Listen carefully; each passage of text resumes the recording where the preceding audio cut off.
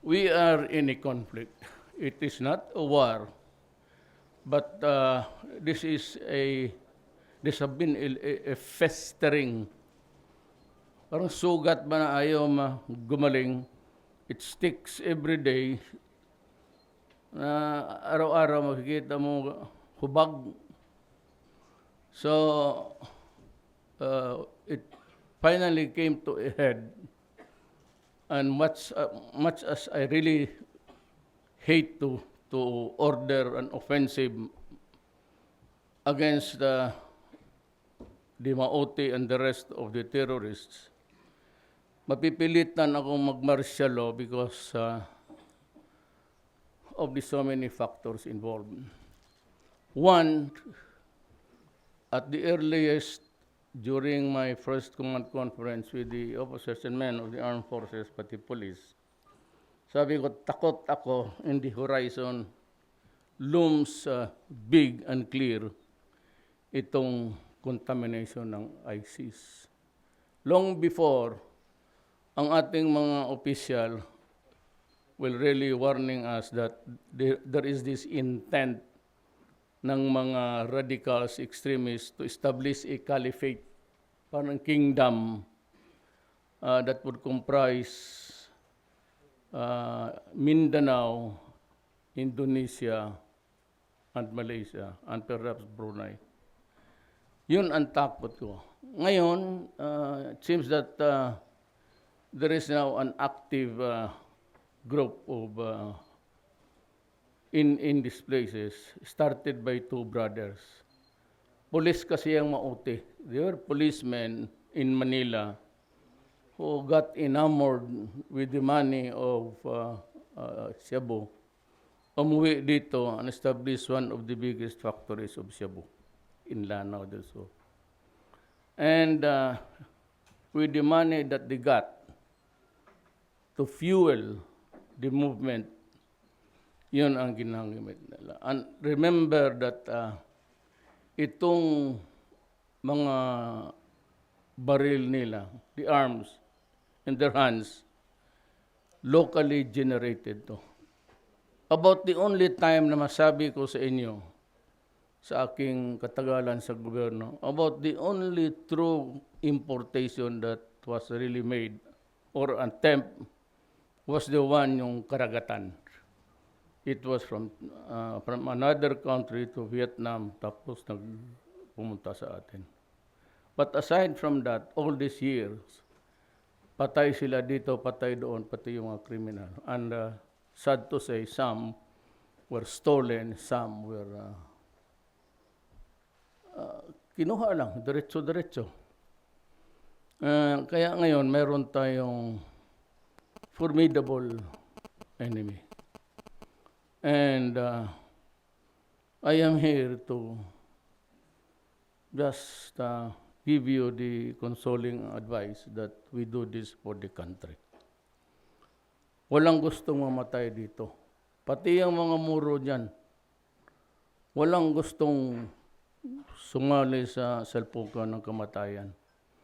But because of their belief now that they are solid, and what started to be purely as a shabu business, napasukan ng bakukang yung utak, and they imported Hapilon, who was anointed by the ISIS in the Middle East as their man here.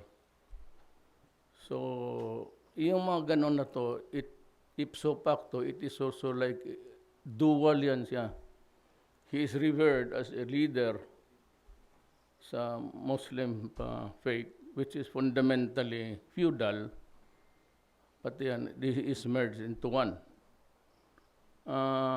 So you can say that the ISIS is here already.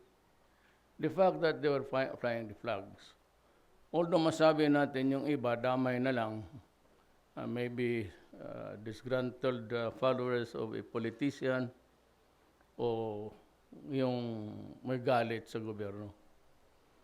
So yan ang problema natin. And you're going to fight I have to fight every day until this conflict is resolved. I could only pray for you, pray for my policemen that there will be deliverance from harm. Na sana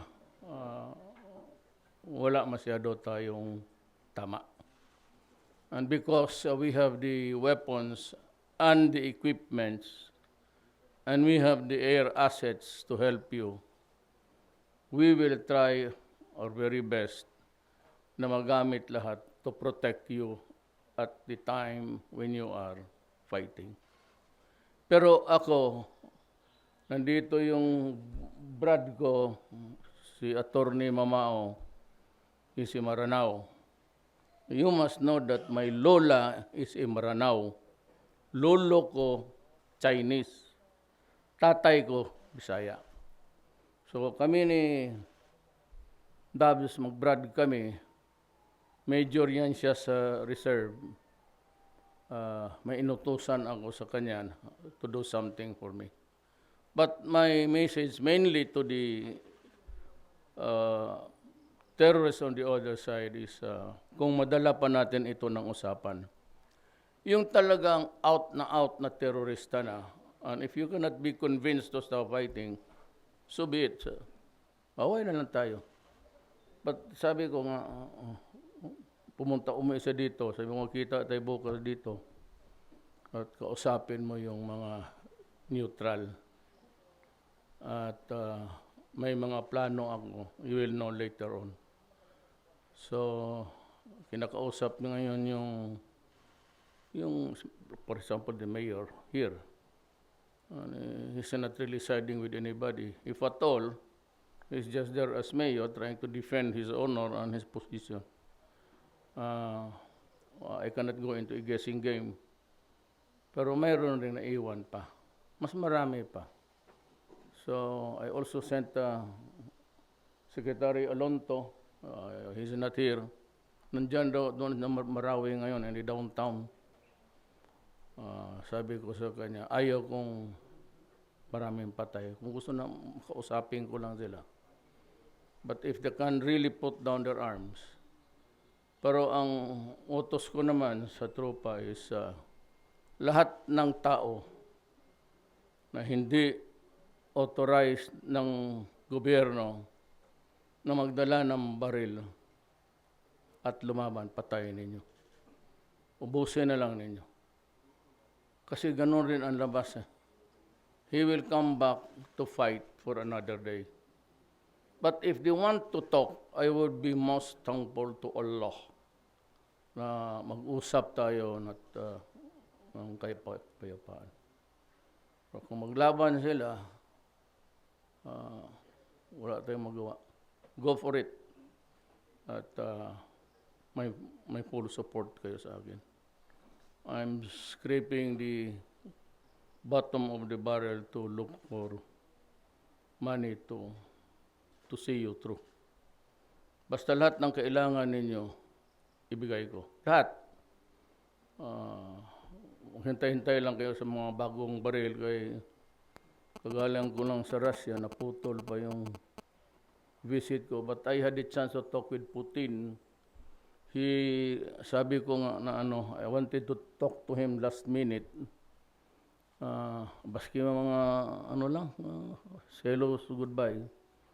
And I was called to his palace together with Cayetano, Senator, pati si Secretary Lorenzana. Siya nga ang ginagano ni Putin eh. Gustahan mo. Sana, 3 beses. Kaya malaki ang tainga ni Defense Secretary paglabas. Sigurado, at mayroon ditong communique kanina na sabi ko, ayaw kong maghingi. Just give me a soft loan na hindi ako maipit. Magbayad ako dahan-dahan. And I mentioned the weapons. Hindi naman, yung ordinary rebellion, this is not a war.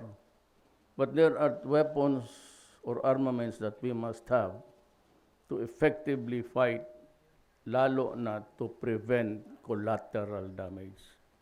Because if the people are against us, medyo mahirapan tayo. But if we can inflict damage only to those who want to fight and contain the firefight between combatants, that would be the best solution. But I am here to say to you, fight, and I will pray for you, and I will answer for everything. Huwag na kayong mag-alaala. During martial law, your commanders, you can arrest any person, search any house, wala nang warrant. Kagaya noon, aso lang. It could be signed by General Anyo. He's supposed to retire next week, pero I have extended his tour of duty to 6 months. Sino yung papalit kanya, another 6 months, then we shall try to correct it maybe 4 years after. Para hindi rin ma-deprive yung masunod, hindi kakainin yung kanya. But I do not change horses midstream. So as is lang muna tayo. Let us concentrate on this problem, solve it, and try to correct the organizational aberration in due time. In the meantime, fight for the country. Ako, kung maaari lang, kung pwede lang rin ako makisali sa inyo, sasali ako. Kaya lang, ang 1 kilometro sa akin, wala na. 5 araw na walang tsuk-tsak yan kasi wala na, inutil. Naglabasan ang rheuma, pati arthritis. Kung nabata lang ako na presidente, sasali ako sa inyo. Yung gusto ko, yung baril-barilan eh. But it's late in the day. I'm a leader. I'm supposed to show the way. Pero kung saan ninyo ako gusto, ipatawag ninyo, tawagan mo yan si Mayor, papuntahin mo dito. Pupunta ako. Huwag kayo mag-alaala. Sasamahan ko kayo. I will, if you go down, I go down. But for this martial law, and the consequences of martial law, and the ramifications of martial law, I, and I alone, would be responsible. Trabaho lang kayo. Bala. Ako na ang magpakulong sa inyo. Pag nagka-rape ka ng 3, aminin ko na akin yun. Pag nag-asawa ka ng pang-4, inang bugbugin ka ng ito si Delpino. Naabutan. When I was mayor many years ago sa Davao, si Secretary Lorenzana he brought in the 2nd Ranger